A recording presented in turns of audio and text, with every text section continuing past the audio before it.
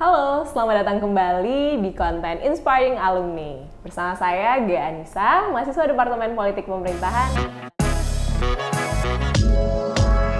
Dan saat ini, teman-teman Visipol, kita kedatangan narasumber yang keren banget, alumni Visipol tentunya. Kita kenalan dulu, ini dia Mbak Siti Nurhaliza. Yeay! Terima kasih ya. Halo semuanya teman-teman Visipol, nama aku Siti Nurhaliza, biasa dipanggil Liza.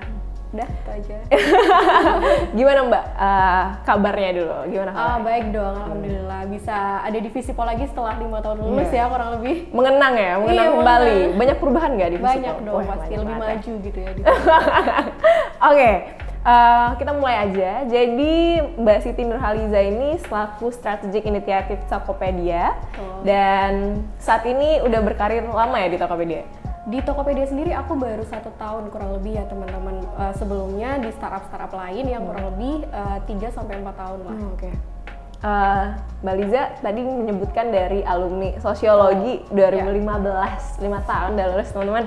Nah, aku mau nanya, gimana rasanya belajar di Departemen Sosiologi waktu dulu di angkatan Mbak Liza? Oke, sebenarnya sangat bersyukur banget ya, karena apa, di sosiologi sendiri itu mengajarkan aku banyak hal, nggak cuma dari segi materi-materi yang udah disampaikan sama dosen yang punya kredibilitas dan kapabilitas yang kita nggak bisa ragukan lagi gitu ya. Jadi selain dari materi-materi, kita juga diajarkan dari segi gimana sih cara implementasi value-value yang ada di sosiologi itu ke dalam kehidupan kita sehari-hari gitu sih. Ini pertanyaan basic banget sih Mbak. Iya, Seharusnya ini sebelum nih teman-teman pertanyaannya. Kenapa milih jurusan sosiologi? Kenapa? Karena sebenarnya ceritanya lucu. Jadi gini teman-teman, dulu waktu aku di SMA ya, jadi aku sangat tertarik gitu sama ilmu sosiologi karena dari segi guru-guru aku dulu dan juga mata pelajarannya itu sangat fun gitu. Dan ini yang bikin aku kayak, oh kayaknya bisa nih aku nanti jadi guru SMA sosiologi gitu. Jadi sesederhana itu cita-cita aku dulu. Jadi kayak belum kebayang kalau misal ternyata di sosiologi itu nanti kedepannya tuh bisa bekerja di bidang apapun gitu, itu belum ada bayangan sama sekali gitu. Jadi ketika di sosiologi aku belajar banyak hal, terus abis itu lulus juga selama di kampus juga aku kayak banyak berkolaborasi sama teman-teman di luar jurusan yang bikin aku membuka cara pandang aku gitu, lebih terbuka gitu. Jadi kayak selain teman-teman bisa belajar di sosiologi, teman-teman juga bisa kayak menjalin relasi ke teman-teman gitu. Bener banget sih, menurutku ada kata yang harus di-highlight oleh teman-teman, yaitu kata kolaborasi. Nah, kira-kira selama Mbak Liza berada di jurusan sosiologi, selain bidang akademik, Mbak Liza juga aktif di melakukan apa gitu? Untuk aktifnya sebenarnya ini lucu juga karena teman-teman yang kenal deket sama aku itu bilangnya kalau misal aku tuh sangat aktif gitu ya orangnya gitu. Karena waktu itu kurang lebih aku bisa ikut di 5-6 ini organisasi. Wow. Yang menurut aku tuh kayak kalau misal di flashback gitu ya, kilas balik gitu, kok bisa ya aku dulu seaktif itu gitu. Dan itu untuk organisasi baru 5-6 gitu ya. Cuman kalau untuk event aku juga lumayan gencar nih ikut-ikut event gitu. Bahkan ada di satu momen kalau misal aku tuh bisa ikut 5-6 event di bersamaan dan kebetulan posisinya juga lumayan tinggi gitu. Jadi kayak harus bisa nge-manage waktu. Nah, itu juga mungkin sebagai bekal ya untuk memasuki dunia kerja nanti gitu, biar nggak kaget. Bener, aku sepakat sih, karena mungkin banyak orang itu melupakan kata kolaborasi ya. Jadi hidup tuh sebenarnya ini buat teman-teman Visipol, banyakin connecting the dots gitu ya. Jadi kayak menghubungkan satu dengan yang lainnya gitu ya. Dan itu terbiasa mungkin di dunia kerja. Nah, kita balik ke dunia kerja lagi. Dari kan Departemen Sosiologi nih, kira-kira apa sih dari jurusan Mbak Liza yang diterapkan di dunia kerjanya saat ini? Gitu?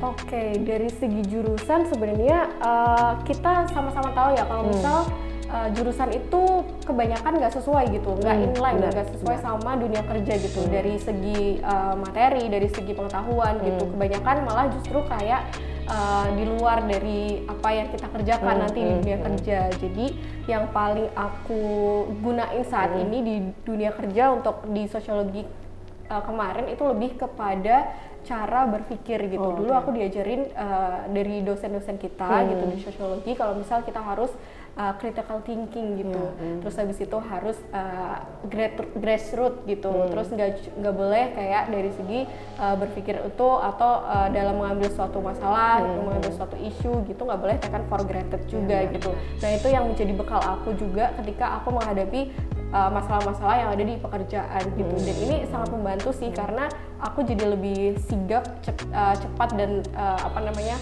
konsisten gitu untuk mengambil masalah-masalah yang ada gitu. Dan di situ aku juga bisa jadi problem solver gitu untuk teman-teman yang ketika ada isu menghampiri aku gitu ya, terus kayak akhirnya bisa terjawab gitu semua isunya dengan baik dan efisien. Oke. Berarti masih ada hubungan korelasi ya dari jurusan kuliah, terus mata kuliah yang didapatkan di Departemen Sosiologi. Balik lagi nih dunia kerja, gimana sih sebenarnya bisa menjebloskan diri ke strategic initiative di Tokopedia gitu? Awal mulanya gimana dan tantangannya tuh gimana sih? Ini sebenarnya kalau misal mau kilas balik ya, dulu karena aku juga alhamdulillahnya punya banyak relasi gitu, salah satunya di organisasi kampus yang menghubungkan semua jurusan gitu. Dan di situ aku ada kayak satu lowongan kerja yang di-share sama teman aku. Akhirnya aku apply gitu. Jadi ketika teman-teman kayak masih sibuk sidang proposal, terus wisuda gitu, alhamdulillahnya saat wisuda kayak aku udah diterima di pekerjaan itu gitu. Dan kebetulan saat itu aku menjadi manajemen trainee gitu. Nah mungkin ini juga sebagai saran gitu ya buat kita semua kalau misal di jurusan sosiologi kita tuh bisa apply loh di semua jabatan, tapi di highlight juga nih kalau misal nggak semuanya bisa, karena apa, kita bisa ngambil untuk jurusan-jurusan yang untuk semua jurusan gitu, untuk di corporate atau di perusahaan gitu atau di startup. Nah di situ ketika aku menjadi manajemen trainee itu menjadi kayak patokan untuk si penerima kerja itu ngelihat gitu potensi aku ke depannya mau jadi apa. Karena di manajemen trainee itu sendiri kan sebenarnya dari segi posisi itu lebih umum ya gitu, nggak spesifik mengarah ke dalam satu jabatan. Nah dari situ akhirnya aku coba di rolling gitu ya di semua posisi, dan akhirnya aku waktu itu sempat langsung jadi analis bisnis gitu. Nah dari situ move ke perusahaan setelahnya, jadi kayak di perusahaan startup juga sebenarnya, bukan perusahaan, di startup juga itu tapi lebih ke arah sektor delivery gitu atau shipping gitu. Terus kemudian pindah lagi ke sektor kayak manufacturing gitu, dan baru di Tokopedia. Nah secara proses itu semuanya mengarah kepada bisnis analis gitu, yang mungkin si penerima kerja ini juga ngelihat dari segi experience gitu sih. Menarik. Mungkin aku meng-highlight ya terkait dengan pekerjaan yang Mbak Liza dalemin ya. Maksudku ada berapa role yang ternyata ada yang nggak spesifik sama jurusan, ada yang ini. Tapi yang paling penting aku lihat bahwasanya perlu adanya pengalaman. At least dicoba dulu. Nah mungkin dari Mbak Liza sendiri selama berada di Tokopedia atau selama berada di tempat kerja lain, kira-kira apa sih yang Mbak Liza tekankan untuk profesionalitas sendiri gitu? Kalau dari segi profesionalitas yang penting adalah apa yang kerjaan dikasih ke kita itu harus diselesaikan secara tepat waktu, secara baik, dan mengikuti SOP dari perusahaan itu sendiri. Itu lebih ke profesionalitas ya. Cuman yang pengen aku garis bawahi di sini adalah dimanapun nantinya bekerja gitu ya, ketika kita totalitas gitu dalam mengarahkan semua energi yang kita punya gitu, itu nanti mungkin hasilnya akan juga berimbas ke kita gitu. Ketika kita udah total di situ, terus habis itu dari hasilnya juga memuaskan, semuanya juga akan ngerasa oh ternyata apa yang kamu kerjakan itu berdampak loh bagi perusahaan kita dan kamu dinilai loh gitu. Jadi yang pengen aku tekankan juga adalah jangan lupa untuk kita tuh selalu meningkatkan value kita gitu. Apa yang kita punya gitu, mungkin itu bisa menjadi kayak acuan orang-orang dalam melihat kita gitu. Value tuh nggak cuma harus dari segi mungkin skill gitu, bukan, tapi dari segi sifat atau bisa disebut kayak inner beauty gitu ya. Oke, kita udah ngomongin banyak seputar dengan pekerjaan dan juga masalah-masalah masa lalu sebenarnya tentang kuliah gitu. Kita akan ngomongin yang lagi trending sekarang, Mbak Liza. Kayak semua orang bilang, gimana sih kerja di startup? Kalau nggak tuh ada Instagram saya work at bla bla bla gitu ya. Nah sekarang kita spesifik gimana sih menerapkan work at Tokped dengan anak muda sekarang tuh gimana sebenarnya bisa inline, bisa selaras sama anak muda tuh gimana? Boleh spill dikit? Oke.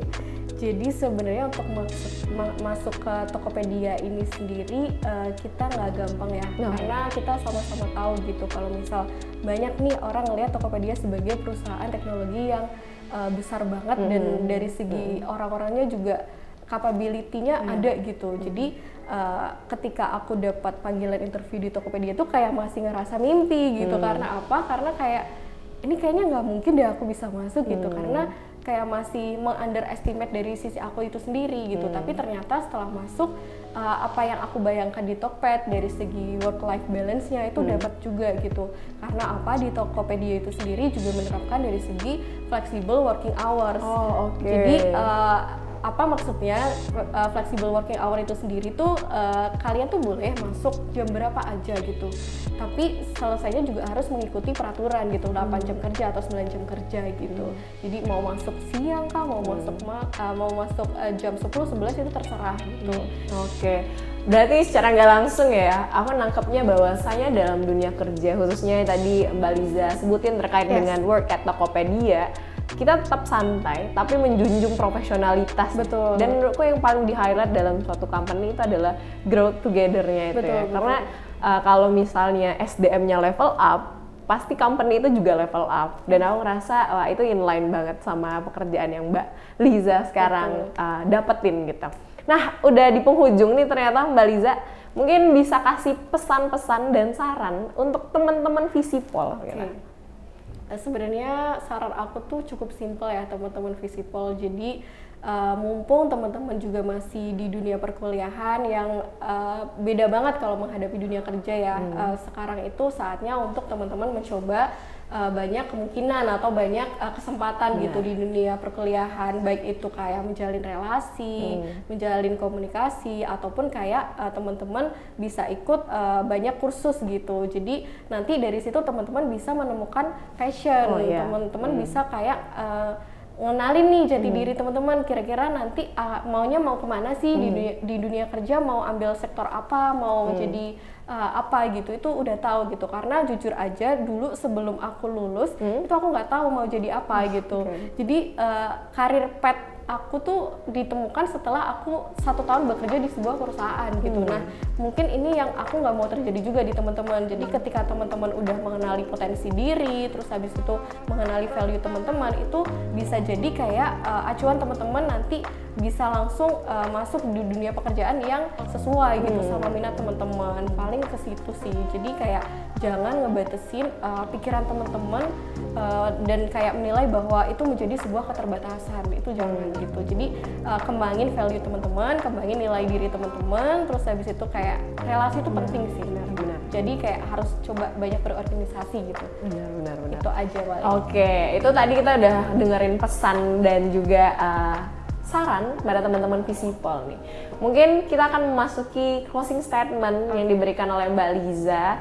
Bagaimana sih sebenarnya profesionalitas, kerja, akademik itu gimana seharusnya kita membangunnya itu? Mungkin bisa berikan closing statement terkait dengan hal itu. Untuk profesionalitas di dunia kerja, terus di dunia akademik itu sebenarnya akan tumbuh gitu ya secara organik gitu di dalam diri teman-teman gitu, asal teman-teman tuh punya nilai gitu. Dan nilai itu bisa didapat dari mana? Bisa didapat dari semua hal gitu, baik itu dari teman-teman diri sendiri atau mungkin bisa belajar dari orang lain gitu sih paling. Jadi kayak jangan tutup diri kalian sendiri dengan keterbatasan diri kalian, coba explore aja sih. Baiklah, jangan tutup kesempatan kalian tentunya dan jangan lupa menaikkan value kalian dulu terlebih dahulu. Kita udah di penghujung acara. Thank you, makasih banyak Mbak Liza udah hadir di Inspiring Alumni Visipol UGM. Tentunya teman-teman Visipol nantikan acara Inspiring Alumni berikutnya. Dan ketika udah lihat video ini, jangan lupa like, comment, and subscribe. Thank you, makasih banyak Mbak Liza.